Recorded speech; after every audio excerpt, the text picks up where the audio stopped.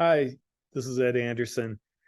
Susan asked me if I could give a few comments on the experience I've had with media appearances and hints on how to prepare for them. So, what I'm going to talk about is number one, real briefly, on where you get leads and invites from with respect to media appearances. Second is some general comments on appearing in media. And then third, there are things that are peculiar to different types of media appearances. For example, writing op-eds for the newspaper is very different from doing an interview for TV, although there are a lot of things in common. So I'm going to share a couple of slides, and here they are. So with respect to leads, you're seeing Jeremy and Molly today, as I understand it. And of course, they're going to give you the most leads and they're going to ask you the most for comments and so on. Also, I've gotten some leads from the centers, the healthcare center when I was in charge of that, and then also the supply chain center. And then lastly, interestingly enough, if you do this work for a while, you make appearances, you start getting requests from the organizations for themselves. For example, I've done a fair number of interviews with KXAN TV, and now when there's something supply chain related or operations related, they tend to give me a call directly with respect to, can we have some comments on the shortage of rental cars? And this is really a cumulative effect. The more you do, the more you'll get requests. And interestingly enough, sometimes you'll start getting requests from other media organizations that have seen you, for example, on TV or in a newspaper or so on. There was one radio conversation I did once, and I was in Chicago, and I actually have no idea how they got my name, but it was a lot of fun. So, in preparation side, just some general comments. Always get questions in advance if possible so you can prepare for them. And do spend some time on preparing. This won't take too long if you do some other things like keep up with the news and also keep up with the research in general. Also, with respect to actually talking about your research, you need to create sound bites. And the most important sound bite, honestly, for me, is not so much creating 10 seconds with a beautiful title in it or a catchy phrase, but rather just realizing the fact that I actually don't have to explain everything. So, for example, I'll talk about the bullwhip effect, which, by the way, is not my research per se. That's an old principle, but I'm often asked about it. Is okay, what is the bullwhip effect? Bullwhip effect is okay, if there's a surge in demand, say from hoarding, like at the beginning of the pandemic, what'll happen is that surge will be amplified as it goes to a wholesaler and a distributor, if there is one, and a factory. And ultimately, that is also going to crash. So, factory goes up, and then eventually it's going to come down. And that's all you need to do. You don't have to explain where it came from, why it's caused. You don't need to get into ration gaming. You don't need to get into inventory readjustments and so on. Just keep it simple. You don't have to explain everything. Realize too that it's not just your research. You may need, as part of presenting your research, talking about other people's research and even some basic principles. I mean, really basic principles with respect to your discipline. Again, no need to explain everything, but I have been asked, for example, well, what is the impact of inflation upon supply chains and how well they operate? Well, in that case, sometimes you have to explain to them, like, okay, what does inflation do? It suppresses demand, at least potential. For those of you who are macroeconomists, I realize that is horribly oversimplified. One thing that is really important is you need to keep up with the news, and not just the basic news like Wall Street Journal and so forth, but also the various trade news that is important to your discipline. And generally, you can find some good ones on websites.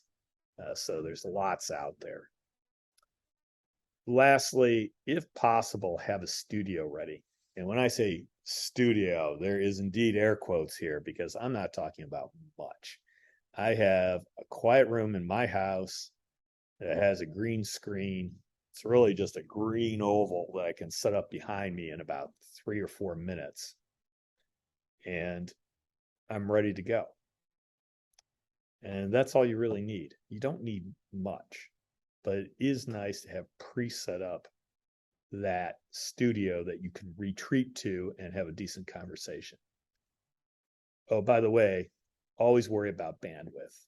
Check that out ahead of time. One of the things I actually did to my house is, for various reasons, we don't get good bandwidth into the house, and the place I picked as my studio is as far from the Wi-Fi as you can imagine. And so what I did is eventually I did a hard Ethernet patch cord and I ran it through 100 feet in the ceiling and dropped it down, and then improved things drastically. On the specific side, op-ed or thought pieces that get published in newspapers or on websites, really what you want to do there is two things. Number one, do not write as if you were going to be writing for an academic article. One of the jokes I often get about my writing or criticism is I've never met a dependent clause I didn't like.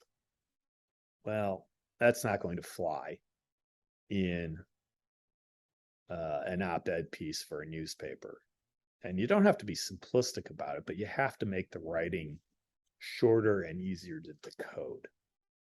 Also, once you're done with that, give it to an editor. Generally speaking, there will be somebody, particularly in the op-ed pieces, that either is given to you in the first place, or I know Jeremy or Molly would be glad to rewrite it so it's easier to deal with. And, if the writing is different from how you would write something, you know what? It's okay. Use what they've written. It's fine. The only thing you want to do is check to see if there's some sort of factual error or incorrect explanation. Other than that, just use their writing. Take your ego out of it. TV and radio interviews are different. Typically, for those, I like to have some sound bites ready, particularly if I can get answers to questions or I can get questions in advance. You want to do that if at all possible. And realize that, they're going to take sound bites out of you. So you're looking at 10, 15, 20 seconds at most that you're going to be talking, and maybe 2 15 to 20 second segments. And that's it.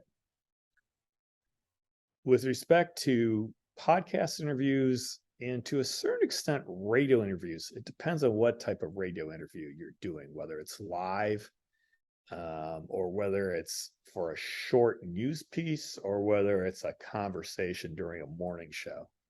In those cases, you can be more relaxed.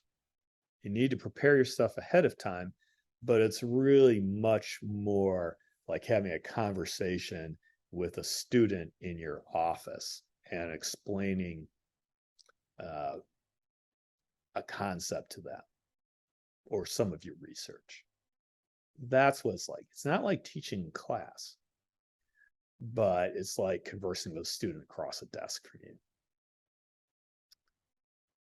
And then on newspaper interviews, that's another game.